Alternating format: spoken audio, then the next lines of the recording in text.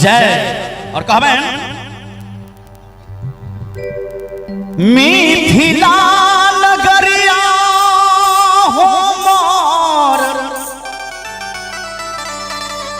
स्वर्गों से सुंदर भैया,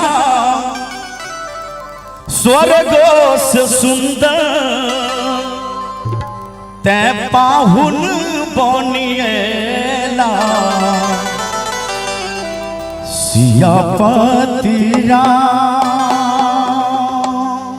देखियो अपन मिथिला के स्वर्ग से सुंदर मानल गई है। और हे मर्यादा पुरुषोत्तम भगवान श्री राम जी जिनका हो महा जमाई के तुलना माने छे ओई प्रभु मर्यादा पुरुषोत्तम भगवान श्री राम जी के ए मिथिला में साक्षात महादेव तीन लोक के मालिक ए मिथिला में पदार्पण कलखिन है। एक से एक भूप, एक से एक कवि, एक से एक भक्त ए मिथिला में जन्म लेलखिन। और देखियो ए मिथिला के माइट पैन के की खासियत है और की अपने सबके समस्त श्रोतागण के सुना रहल छी दू लाइन। मिथिला नगरिया हो मोर स्वर्गों से सुंदर भैया, स्वर्गों से सुंदर ते पाहुन बनिएला।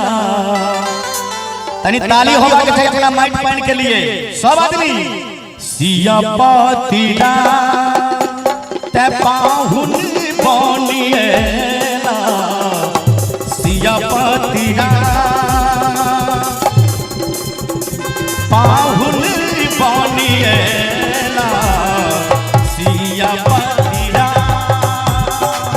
मिथिला नगरिया हो स्वर्गों से सुंदर भैया, स्वर्गों से सुंदर ते पाहुन बनिएला सियापति ते पाहुन बनिएला सियापति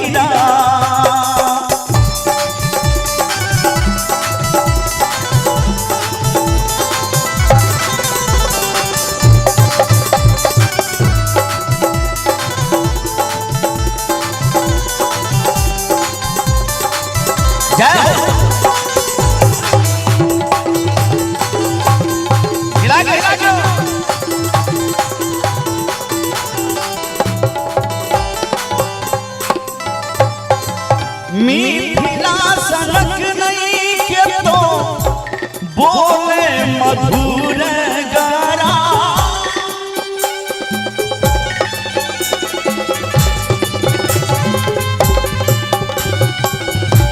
गीत गोसावी के बाजे बाजे घर घरा घरा।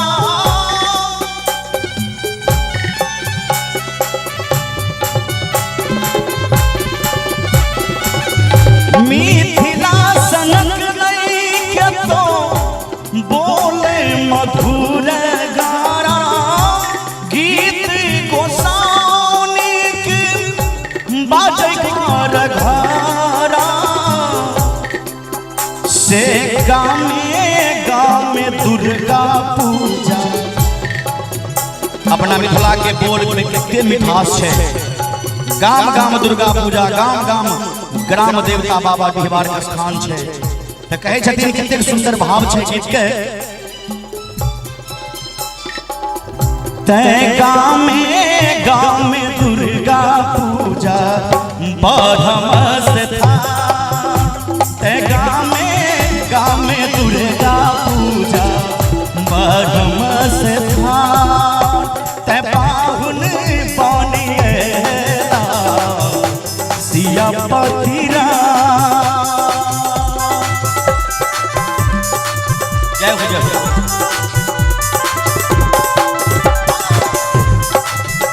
मस्ती मस्ती में क्या बात है, जय हो।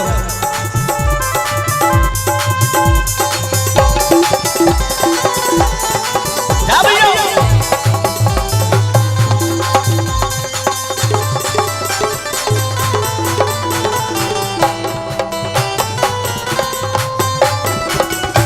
दक्षिण में गंगा माई, उत्तर हिमालय,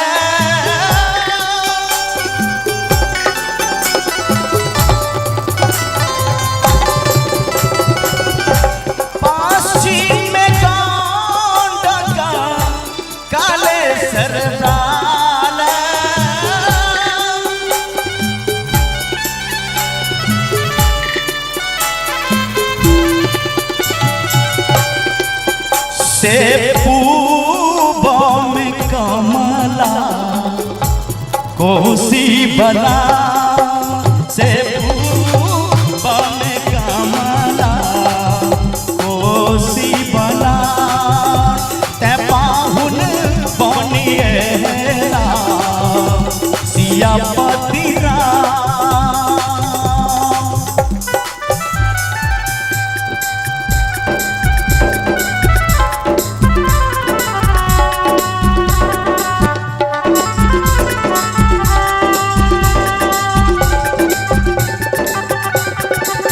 जय हो जय हो।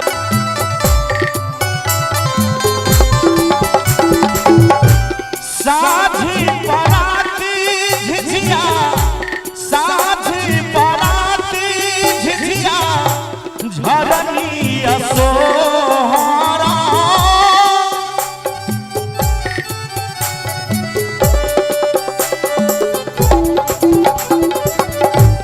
माछी मखाना लगनी असोहरा साझी पराती जता लगनी असोहर से दरभंगिया के धोती कुर्ता शिश दरभंगिया के धोती